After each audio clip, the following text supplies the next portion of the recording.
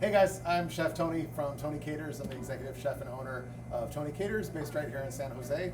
And I'm so glad that you guys have decided to take part in our Party Bites virtual culinary challenge.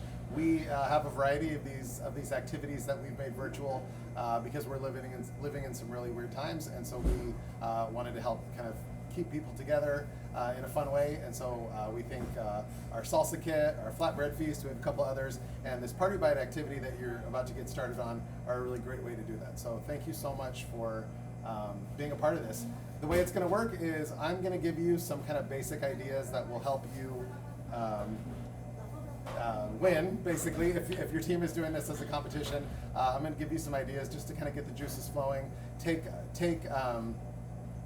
the activity to the next level, and really they're kind of just kind of techniques that you can just kind of keep in your tool bag for the future. I never want cooking to be intimidating for anyone or to feel kind of overwhelming, so I'm going to break down some ideas. Some of you guys who are on this meeting might know everything that we're going to talk about, and some of you guys might be totally overwhelmed and not sure where to start. So hopefully some of the kind of base techniques that we talk about today will get you real excited for doing fun things in the kitchen and succeeding in this competition. So I don't know if your group is doing this as an actual competition with scoring, or if you're really just doing this as a get-together, but either way, a lot of kind of fun ideas to next level what you're bringing to the table with the team. Also, you'll see, you have your basket of all these fun ingredients. I have a smattering of them here for purposes of showing you the demo. We're not at your house. None of us can stop you from bringing in cool ingredients. If there are cool things that you're growing in your garden, if you want to do something with honey, I'll give you an idea of what to do with honey in a little bit. Who can stop you, right? It's up to you to sort of take this to the next level how you see fit. So bear in mind that may be something that you want to do if you have fun ingredients. I would also recommend, particularly if you're doing this as a competition, you might think about ways that you're going to theme your dish and your presentation in a way that's meaningful to your group. So if there's something about the department that you work in, something sort of that's a shared joke or a shared something, I would think about incorporating that into the dish and the presentation. I also would think, we see this a lot, I host a lot of these activities in person, and I see a lot of people just sort of taking the ingredients and putting, these are the focaccia crackers that are one option for you to build your little party bites appetizers. I see a lot of people basically just assembling stuff and just putting stuff on a cracker. And that can taste amazing, but that's not really winning many brownie points. So a couple of the ideas that I'm going to show you now are ways to next level what you're doing with these ingredients, and hopefully come out on top, or at least have a lot of fun and think about ways to use kind of basic ingredients. So let's get started. First thing, onions. I think onions are totally overwhelming for people for cutting them with proper technique, and I see no reason for it to be. So this onion is standing straight up just the way that it grows. So I have roots on the root end on the bottom and kind of the stem end on the top. I'm going to cut this down sort of top to bottom. I'm keeping my fingers sort of curled back and out of the way. So what I did was I cut it so that all of these layers of the onion stayed intact. I know I'm a little far away from the camera, but these layers stayed intact. So as I do the next thing I'm going to do, in this case I'm going to do a small dice of this onion, I'm in control. The layers aren't flying around, being uneven cut. The layers aren't kind of getting away from me and making it dangerous. I'm in control because I still have all the layers connected at the stem, or at the root, sorry. So that's the first thing. I'm going to take that stem end, so the top end, and I'm going to cut through. So that's gone. And then I'm going to peel. I think we've all, if you haven't ever peeled an onion, Tony at TonyCatersToYou.com. Just come to me direct and I'll walk you through how to peel and chop your first onion. But for those of you who have done it, this is just sort of showing you maybe a way to do it with a little more finesse. I'm going to take the piece that has the root end connected that I mentioned and set that off to the side for a second. I'm actually going to focus on julienning, or sort of those strips of onion, so that so we can make caramelized onions. I'm going to get those caramelized onions going while I show you the rest of the things. So in this case, I'm actually going to take the stem and the root end off. So right through the stem top, right through the root end, and I'm going to peel this also. And I'm sure you guys have either done this or seen this in the past. This is not connected anymore at the root end, so the layers could come sort of flying right off. but we're not going to let that happen either. So I'm going to start, I'm using a little sort of camping stove here because I'm not in the proper kitchen. So I'm going to get that warming up. And now what I'm going to do, again, you can see all those layers. I'm just going to chop, chop, chop, chop, chop right over the top, and I'll do a couple chops, and you'll see that I'm just going to have all these layers of onion separating and coming out into these little strips that I can julienne. So nice clean cuts. I'm not sort of hacksawing my way through the onion. I'm just giving nice clean cuts, and you'll see I'm making my way through, and I'm ending up with these little segments that can just break up nice and easily. So what you would want to do for a traditional caramelized onion is you'd probably want to let this go for 45 minutes or so. Nice and slow. I actually like, even with water, I like to just deglaze as I'm going so that these are cooking really slow. You're getting very soft. The sugars are coming out. Really slow. The sugars are coming out. And you're not trying to saute or really give them any color. You're really just trying to caramelize these and get them nice and soft.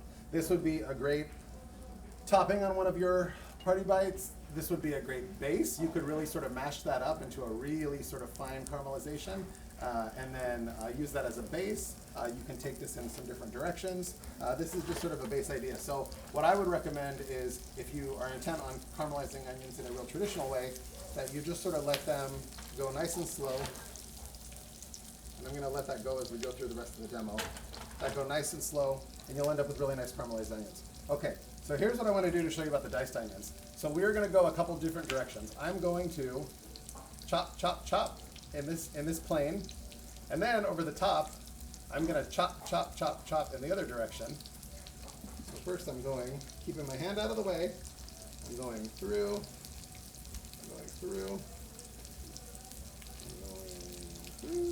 Okay, so I've gone sort of in this direction. Now I'm going chop, chop, chop across the top.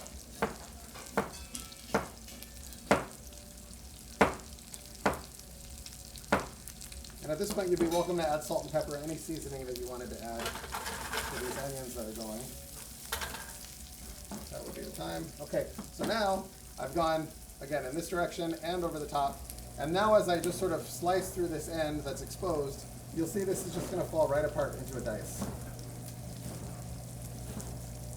So this is an example. I would say you might not score the most points in this competition if you put sort of a section of onion just right on the top of your little party bite when you're done. Here's your diced onion. But you really would go kind of to the next level if you did something like make a little salad out of this, maybe a pico de gallo with the ingredients that we have. Your version of you could do an Italian kind of pico de gallo. Lots of different things you could do, a little salad of some sort. But just putting a piece of onion on the top, that's just sort of taking the ingredients and not really transforming them. So that's your diced onion. So the next thing, we provided some apricots in your kit. So I think apricots, sort of on their own, you know, everyone's probably going to put apricots. Think of something interesting you could do if you want to soften them up to make a sauce or a mash of some sort. Hot water over the top and let that soften these up. In this case, I'm actually going to take, I have this really nice black spice rum. I'm going to soak the heck out of these in the rum and let these just infuse flavor, and they will soften up a bit even though the rum isn't warm. These will soften up over time. Tons of flavor. It's a slight next level of this ingredient, but it's definitely something more than just sort of setting a piece of apricot over the top because you think it would go well with the cream cheese. So something to think about in terms of apricots. Those, I'm going to give those all kinds of time. They'll be waiting on me. I won't be waiting on them. I just set those off to the side. Another idea, so I'm actually going to sort of pause on these onions because I want to show you something else on my saute pan here. So we've provided some balsamic vinegar in your kit. So instead of just sort of drizzling balsamic, instead of tossing tomatoes in balsamic, think about doing something like a balsamic reduction. It's so easy to do. I'm going to take balsamic. The pan's just going to start to warm up. I don't need it to be sizzling right out of the gate. I'm going to start reducing this balsamic. It's going to get really syrupy. It's obviously going to get syrupy, but get even more assertive in its sort of vinegariness. So, you know, that could be a lot, right? So, honey is not included in your kit, but honey might be a really good thing to add to this balsamic reduction. That would totally temper the extra harshness of the vinegar that we will have now that we're reducing it. And it will also sort of fast track it in making it syrupy, so you're not waiting for the balsamic to completely reduce. What I'm going to do today is take the cherries. I also have cherries in your kit. And I'm actually just going to infuse the balsamic with these cherries. Probably the cherries will be pretty harsh. I would say you might not want to include the cherries in this case. These are going to be some super sort of vinegary cherries. But it's going to give great flavor. We actually do a cherry balsamic demi on our filet on our menu, and it's really nice. So this is starting to bubble just a little bit. You know, a sort of slow bubble for, you know, until it's syrupy, basically, depending on how high you have it. Anybody's guess for how fast that's going to go. I would say at least 10 minutes. I got a little bit ahead of the balsamic because I got close to it there, so that's just going to do its thing. Again, the food's waiting on us. We're not waiting on the food. So parsley. We did not include any parsley in your kit, but you know, you may have some in your garden. You may have some in the ledge on your kitchen window, or you know, you might just have some from the store. A couple of things I wanted to talk to you about fresh herbs. So particularly if you're making some sort of sauce or kind of blended application, which I guess would be a sauce, I would really strongly recommend that you don't throw away these stalks and focus just on the leaves. There's tons of parsley flavor and moisture, which is great for this sauce you might be making in these stems. So I would strongly recommend you just sort of trim them up a little bit from that really root end, and definitely don't, you know, you're just throwing money away. I wouldn't do that. When you're washing these, so this is washed already, but what I would recommend is take what you need, roll it up nice and tight, you know, get it wet, roll it up nice and tight, and just shake it really kind of violently in your sink, and that should get off the majority of the water that you really need to get off to move forward with what you're doing. I'm not going to worry about getting any of these little stem ends unless they're really sort of standing out. This is the stem ends, and we're going to chop them up, and they're pretty thin. So I'm rolling this up really nice and tight. You see, I just sort of rolled it kind of on itself. And then really importantly, so keep, you know, the tip or maybe the sort of the bottom kind of quarter of your knife, keep that sort of stuck to the board the whole time, and basically just sort of nice clean movements. You're just going to sort of roll right through this parsley, and with my hand, with my left hand here, that's not the parsley that's not processed yet. I'm kind of pushing it. I'm keeping my fingers tucked under, so I'm not cutting my fingers. I'm not nervous about that, but I'm kind of pushing the parsley forward so it can go under the knife. And then I'm kind of bringing the pile back together, you know, kind of turning it a little bit so I can go back through it in the other direction. But again, fingers are tucked. I don't run the risk of cutting myself if my fingers are tucked. They're not sort of like this. And just kind of being really fastidious about keeping this section stuck to the board and making my way through, and that's how I am mincing this. I don't want to see you guys, oh, I'm the parsley chopper, none of that. I don't want hacking. Just nice and clean. You actually run the risk of, especially if your knife is not sharp, you run the risk of bruising the herbs less if you just sort of control, sort of slice right through instead of just kind of hacking at it as you go. So hopefully you can take that with you, and that works for pretty much all herbs. So I'm going to set that off to the side. Okay, and then really quickly I wanted to talk about tomatoes. All of us have chopped tomatoes. What I really just want to tell you is I don't want to see you using serrated knives. You're going to make salsa right there on your board, or a blended sauce right on your board if you're chopping through with a knife like that. Strongly recommend using a serrated knife, like a bread knife. And what you'll see what I'm going to do is I'm cutting the end off here. I'm standing it up and cutting through it again.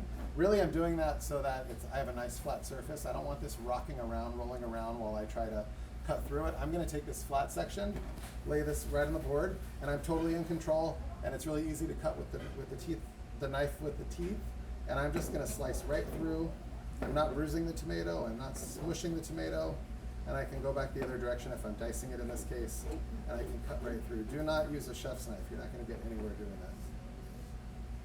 So that's to give you an idea there. All right, and then lastly, this is where I'm going to let you guys loose to be creative and have a lot of fun. It's time to start assembling. So you know, you're going to take something like cream cheese or another nice cheese, and you're going to blend it in all sorts of interesting ways with all sorts of depth of flavor and different ideas. But just to give you sort of a sense for the technique here, I'm smearing, you know, sort of a soft base. Again, really well mashed up caramelized onion might have worked really well as a base, or folded into the cream cheese instead of just on the top. But I'm doing a base like this. I might take one of our really interesting black spiced rum apricots and set that on the top, or maybe that was sort of mashed up. Maybe I sauteed these after and make kind of like a sauce out of it. So I might take some pieces like that, just pretend with me that 45 minutes has passed and I have these beautifully caramelized onions. I might be laying those over the top. So I am definitely not opposed to just taking a leaf of parsley at the very end as a nice garnish and setting just the one leaf of parsley. But again, if you chop the parsley and you have it maybe folded into the sauce, or you just added it, added it as another layer, that'd be nice too. But I think it is really attractive just to have the nice leaf. And then even though you might be by yourself or just with your family, not with all your coworkers, I would strongly recommend that you look at plating up in an attractive way on a nice board or a nice tray that you're proud of, that you want to show off to everybody. Display it up nicely, and then think through your theme and your story if you guys are going to be presenting these to each other. Take people on the journey for what your thought process was. Have fun. Hopefully you got some kind of base techniques that you can use for today's competition or today's party, and then in the future as well. But have a lot of fun. Thanks so much. Tony from Tony Caters. Take care. Thank you.